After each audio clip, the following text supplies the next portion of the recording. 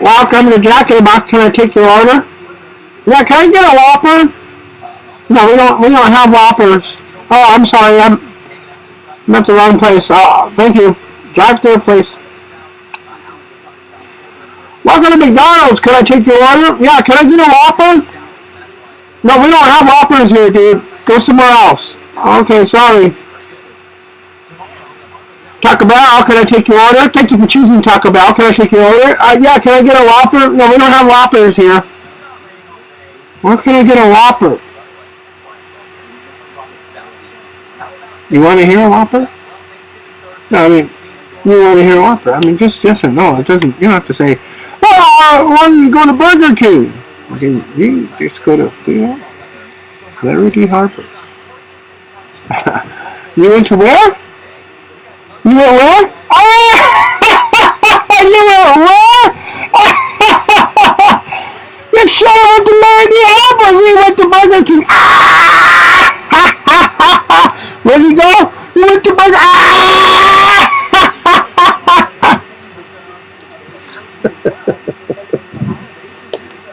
Well, I'll gladly pay you Tuesday for a hamburger today.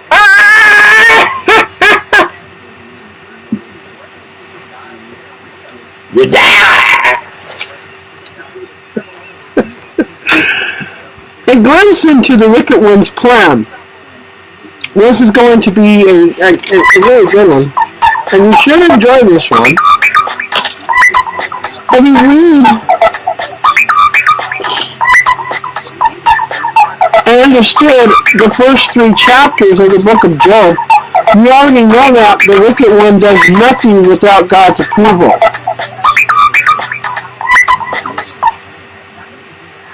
That may be a hard one for you to swallow.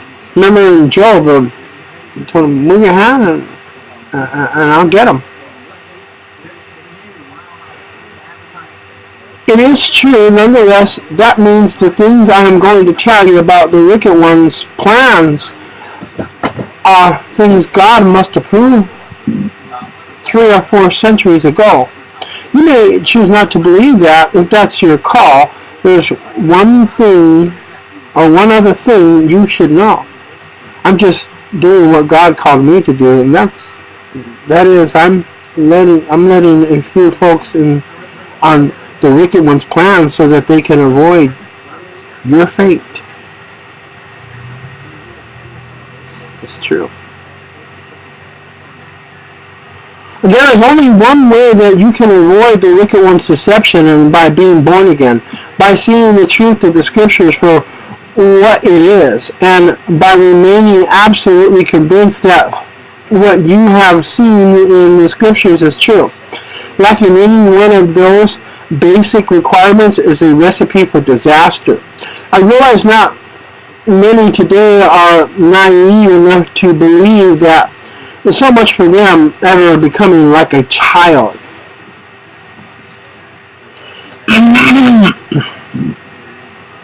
I mentioned before that the best way to gain insight into the Wicked One's plan is to read what Darby wrote. I also told you the quickest way to do that same thing is to read the notes of the Scofield Reference Bible.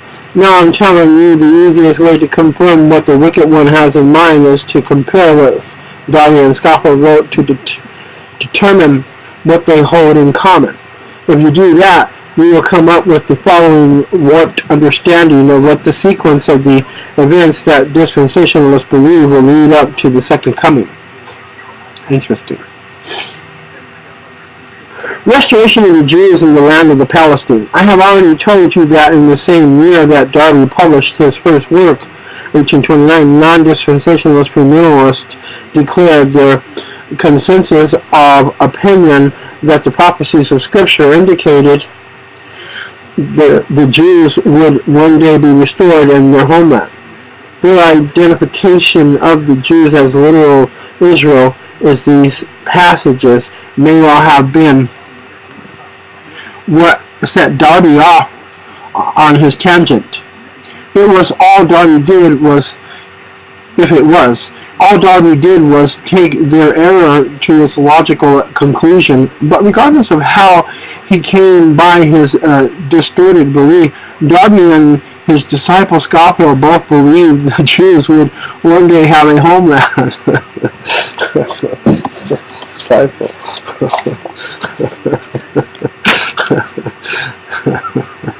If you read this guy's stuff, it's funny. You'll laugh. He'll make you laugh. The way he criticizes them it's funny. I think he's trying to make us laugh from heaven.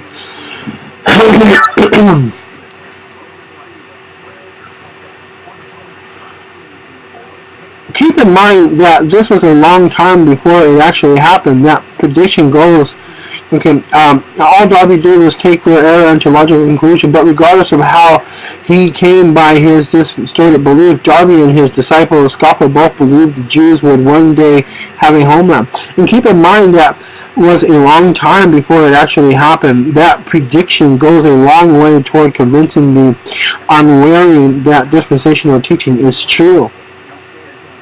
The dispensationalists today make much of what they see as a dispensational fulfillment of prophecy. When a United Nations mandate made the modern nation of Israel a homeland for the Jews, it is doubtful that many of them are aware that it was the expectation of the non-dispensationalist premillennialists before Darby ever came up with his goofy dispensationalism. It doesn't matter, both the 19th century premillennialist and the dispensationalist are wrong on this one. The Scripture contains numerous recorded events that are merely a misleading parabolic fulfillment of the actual event predicted, and that is the case here as well. The return of the Jews to Palestine is not the event predicted in these passages of Scripture from which the premillennialists and dispensationalists got their belief. The second coming of Jesus Christ is yet firmly convinced of the wicked one's lie. Dispensationalists will undoubtedly reject that notion outright, never realizing the restoration of Israel speaks parabolically concerning Jesus Christ returning to the land that is rightfully his as the heir of the promise. I was having some trouble with a man once, and he was he claimed to be a Christian, but he wasn't really a Christian. And he had a lot of friends that were Islamic and Muslim and Hindu, and he never went to church or anything like that. But he would prophesy to me sometimes, and I would ask God, how can he be so correct about prophesying the way he does, and going to palm readers and all that? And God told me he was a false prophet. Not that his prophecies were false, but he didn't have Jesus Christ, so he was a false prophet. And we have to be careful for people like that who prophesy well in our lives and they have no God. This is College Classic Campus Hits on TC Bar. We'll do part 2 tomorrow. God bless you.